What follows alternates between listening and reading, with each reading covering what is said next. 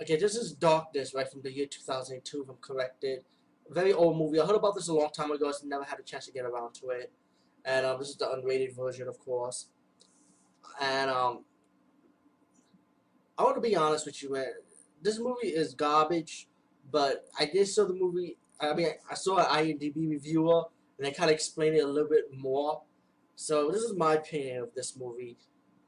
It's not the director's fault. I feel like the direction with the sunlight, the environment, I felt like it was good, right? The directing, right? The actors, it's not their fault. They're just following a script. But I feel like this, I blame the writers. They could have made this movie so much more better. It could have been so much more in this movie if they have explained it right, you know. And there was some key elements in the movie that gave me like, oh, okay, now I understand it. But I forgot the IMDb review that reviewed it. I'm sorry, but he explained it much more better. But still, I wasn't feeling it. Family moves into this house, right, from Spain, and the father's British, I guess. Yeah, the mom is a nurse. She got two kids with a son named Paul and a daughter, played by Anna Paquin. I think her name is Regina. But the subtitle is so bad in this, they call her Reggie. So when I've seen the making of featurette of this, it's Regina. I'm like, what the fuck? What? This is like the worst subtitle movie, and this is like, I guess, a real release for the movie. Fuck Dimension. Alright, Dimension on drugs in this one. I think Dimension got so confused by this movie, they don't know how the fuck to subtitle this. Anyway, it's pretty much a ghost movie or demon movie. I don't know what direction wants to go with it. And there's a lot of movies when they mash up everything in one place. Some are good, some are like what the fuck. But this is one of them that are horrible at it. Um, Let me tell you, there's a movie way better than this, similar to it, somewhat I would say. Check out Senetel. Senetel. Oh God, I forgot. Drop my glasses. It's an old movie back in the days. I'll post the link below. I'll tell you what, so you know what I'm talking about. And Daria Gitino's Inferno. Those two are like the best movie with this type of style, I would say a little bit. But anyway, let's get to the point. The ghost, pretty much, the house is haunted by a ghost, and it comes like in darkness time, like in darkness.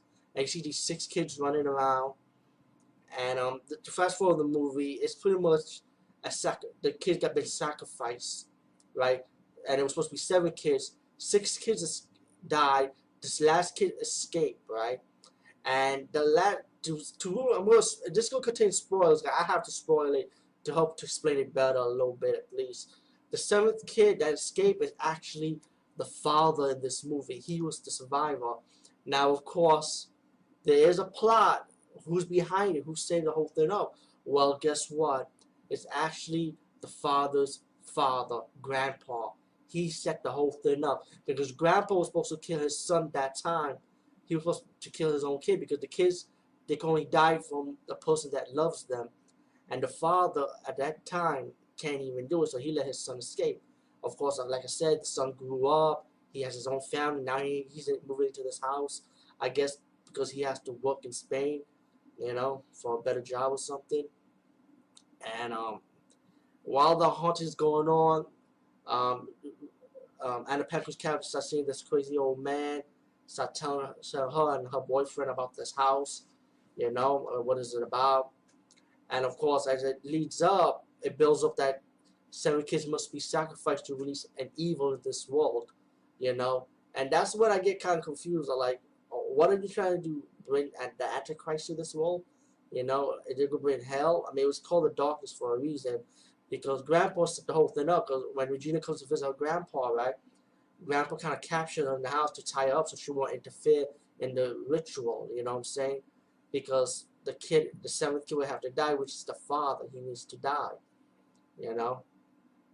And the father started going crazy, just like in the before the scene in the movie. But he started going crazy. He's going after the wife and his kid, and the mother saw her son all beat up and stuff, all bruised up, and she thinks it's her husband that did it, but it wasn't her husband. To me, it's pretty obvious. I think it's telling you that the demon beat the kid up to let the mother kill the father, so the sacrifice, the ritual could be completed because the seventh kid must die, which is the father. But the movie could perceive you as if Paul supposed to be the sacrifice, but it's not. Um, the grandpa that captured his granddaughter and the Packers character, he decided to let her free, you know, so he could, he's like I said, he set the whole thing up. He was trying to get her like pumped up so she could interfere, like jump into the sacrifice, and maybe she be the one to kill the father, you know. And while the father was choking on his own pill, the mother tried to cut the throat so he could get some air, but he was standing right on the ritual sacrifice tablet, like on the ground. So Anna Paquin character said, you know, she told the mom she will do it, she'll cut the throat, but she's trying to cut the throat for the air to come out, right? That's all, and they needed the tube from the pen so the air could come out. But the tube disappeared because it looked like the ghost took it, or the demon took it. And the father was dead. The mother went to the kitchen to turn on the fire, the light, and a Patrick's character decided to get her brother to get the fuck out the house with the light. The ghost version of the mother comes out trying to trick Anna Patrick to turn off the light. If she turns it off, she'll be dead, her brother. But she knows the mother that wasn't really her mother, so they ran while the ghost turned into a demon. And then you got the two fake daughter and son downstairs trying to tell the mother to turn off the stove. And then when she turned off the stove, I guess the two fake son and daughter turned into the demon and killed the mother pretty much. I mean, they didn't show you how she was dead from the demons, but it was blood all over the kitchen. So Anna Paquin's character and her brother leaves the house, and the guy that was supposed to save Anna Paquin, he was shot with a tranquilizer while she was kidnapped by the grandpa. He finally waking up, ready to tell where is she, and the grandpa told the guy she's at the house, so he went to the house, but he was actually driving, picked the son and the Paquin's character up in the car, and they left. While they show you another scene while the son, when the boyfriend actually going to the house, and then the ghost tried to disguise himself as the Regina's voice, and they closed the door on him, and the doctor was still in the house. While the guy was driving the car, the boyfriend wasn't really the boyfriend after all. So he's telling you that's the darkness as they drag through the tunnel. Now, that's your ending for this movie. You're asking yourself, what the fuck is going on? What's the point of this movie of them being sacrificed? Well, there was a scene when the grandpa was telling the granddaughter about the great liar, how they want to release an evil to this world. And I was thinking Antichrist or Satan, but they were actually, one of you said it was actually Satan in a way, because if you think about it, the darkness, right, is evil, is Satan. They didn't show you his face, they didn't show you him in a vessel or nothing. I think the darkness is Satan because it's just, you release Satan's as well in darkness. You know what I'm saying? And that's the best way of saying what this movie could be about. I'm not 100% confirmed, you know. Like I said, one reviewer mentioned it, and I think I kind of go with his review of it. I have to agree on it because that's the only way this movie's going to make a little bit of sense. Actually, there was a movie called Sentimental. Yeah, that's the movie, Sentimental, which is kind of like like it came out in the 70s. It came before this anyway, about this supermodel, and she went to this apartment building, and everybody deals with the devil, you know. And I think they need a sacrifice or something so they can release the devil into this world.